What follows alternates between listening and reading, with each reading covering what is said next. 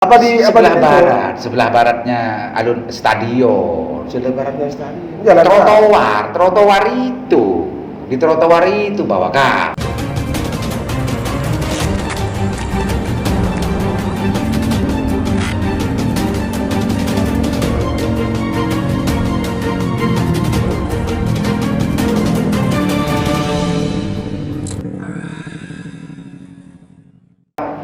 Urusan masalah pilkades, kita beralih ke isu yang lain. Dan di Bangkalan sedang viral hasil investigasinya Lingkar Jatim tentang masalah Bangkalan undercover.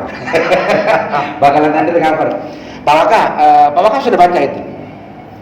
Saya kebetulan sudah baca. Sudah baca ya? Sudah baca. Hasil investigasi dari media Lingkar Jatim. Investigasi dari LB sudah baca. Setelah membaca itu, apa reaksinya Pak Waka itu?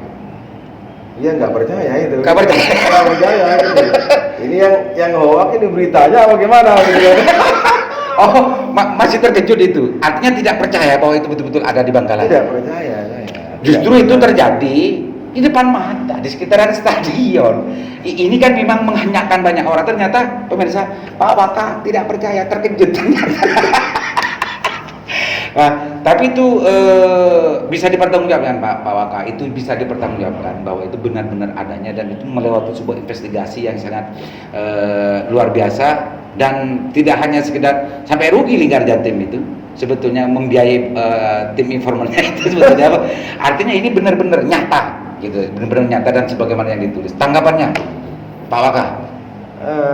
Yang pertama begini. Ini kan sebetulnya apakah ini betul atau tidak, tapi kalau dari keterangan yang sangat meyakinkan saudara kan ya ini yang benar gitu kan. Ya kan, ini yang benar. Jadi saya teringat beberapa tahun waktu yang lalu. Sebetulnya sebelum stadion direnovasi. Ya, stadion. Dulu di situ pernah ada sebuah kafe. Pernah ada sebuah kafe dulu, kalau nggak keliru namanya Kafe Karisma pada waktu itu.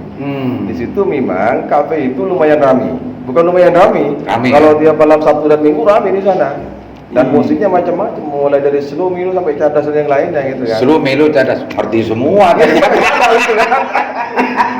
Iya ya. Akhirnya oleh pemerintah daerah pada waktu itu dibubarkan. Ditertibkan sebelum ada penggusuran di stadion. Sehingga itu berarti waktu zamannya almarhum ya? Kayaknya kalau nggak keliru masih Pak. Ya almarhum. Iya, sempat ditertibkan pada waktu itu, gitu kan. Akhirnya kemudian dibangun dan sudah itu saya rasa sudah tidak ada lagi. Lah makanya ketika sekarang ini ada teman-teman investigasi Lingkar Jatim, ini kan saya kok kaget gitu kan. Ini enggak dengan enggak gitu kan. Kecolongan apa tidak kan gitu ya.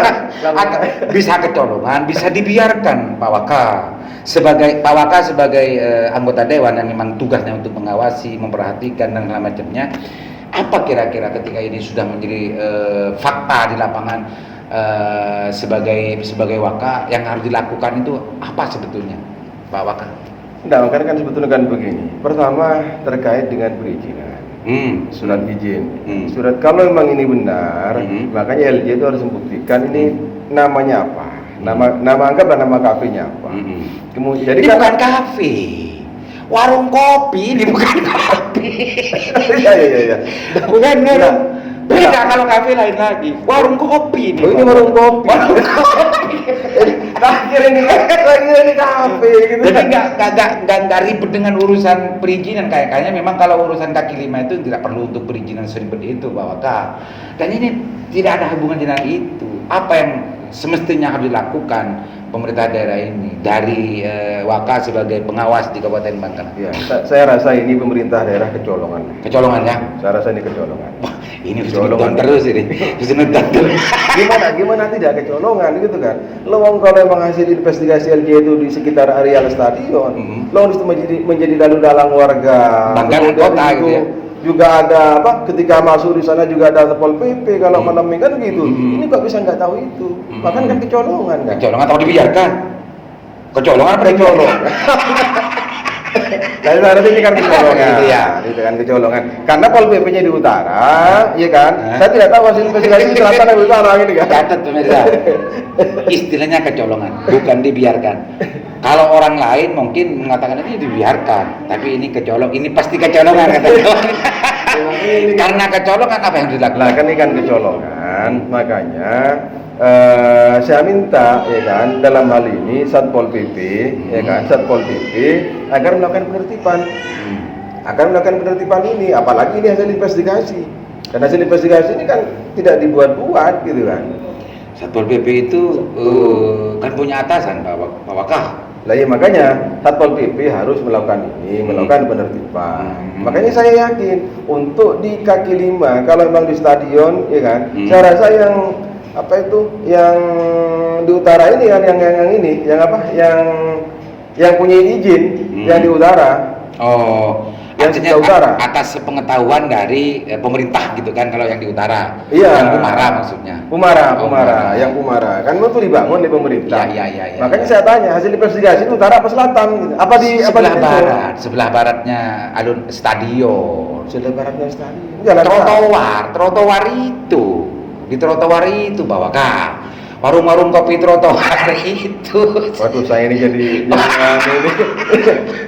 Makanya saya sekarang nggak tahu situasi di alun apa di stasiun ini ya saya. Jadi intinya gini ya, intinya minta kepada pemerintah untuk menertibkan ini. Karena ini kecolongan menurut Pak Waka ya. Kecolongan. Bukan dibiarkan kan? Bukan dibiarkan.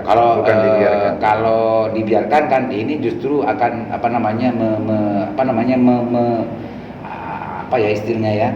mengingkari terhadap label kota ini sebagai Tigir dan Sulawat kalau dibiarkan.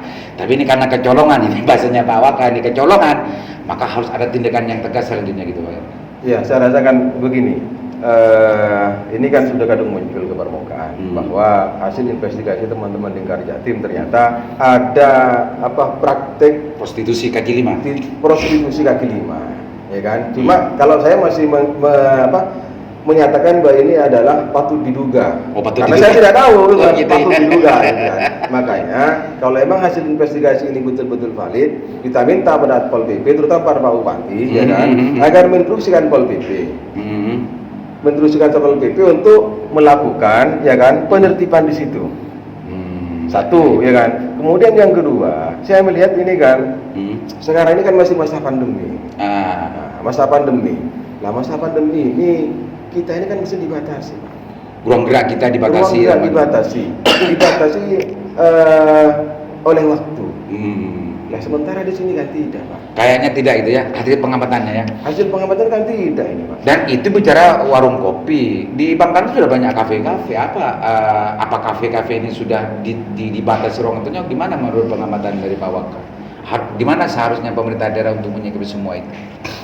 Makanya sekarang kita minta pada dinas terkait dengan tentunya atas support oleh Pak Bupati dalam hal ini agar mengeluarkan peraturan bupati lah, membatasi terkait dengan waktu izin keramaian itu, ya kan? Karena itu izin keramaian harus dibatasi oleh waktu oleh Pak Bupati. Kalau misalkan selama ini ada, tapi kemudian masih berjalan tidak sesuai dengan faktanya, maka ini kan sebetulnya yang salah. Siapa kalau begitu? Pak Bupati sudah punya melaksanakan misalkan Pergub, tapi tidak di bawah tidak jalan. Nah, mereka itu betulnya kok tidak mau jalankan itu kenapa kan begitu? Ada apa? Kan kalau di Surabaya perwalinya jam 10 ya, jam 8 atau jam apa perwalinya? Itu tidak boleh melakukan aktivitas kafe dan atas itu, jangankan kafe gitu, lowong warung aja yang di kampung-kampung itu sudah tutup itu. Kalau di Surabaya ya? Di Surabaya begitu. Pak Waka menginginkan harus ada ketegasan semacam itu ya di Kabupaten Bangkalan ya? Ya haruslah, ini kan sama-sama sama-sama situasi pandemi, makanya harus tegas lah, harus tegas. Ketegasan itu dengan mengeluarkan Perbup atau Perbupnya sudah ada Pak Waka? Pernah dengar nggak ada Perbup tentang masalah itu? Kalau saya belum tahu detailnya, tapi yang jelas kalau Perbup terkait surat edaran Bupati perpanjangan itu status darurat COVID itu ada. Ada ya. Artinya kan itu include di situ ya tentang masalah pengaturan terhadap aktivitas masyarakat kan ada di situ juga semua. Makanya kan dalam hal ini kita minta pada dinas terkait, mungkin pada Bupati terutama Bupati lah agar kemudian maksimalkan ini. Apalagi nih kalau sampai mohon maaf warung ada open BO remang-remang gitu kan. Ini kan, waduh, ini kan. Termasuk juga aktivitas dan operasi dari kafe-kafe yang ada di Bangkalan itu harus diatur gitu ya. Harus diatur. Pak ya. Harus Jangan diatur. sampai dibiarkan liar dan sampai larut malam, sampai jam 2, jam 3 sampai subuh kayaknya bebas begitu, jangan sampai gitu ya Pak Waka ya. Janganlah, jangan sampai gitu.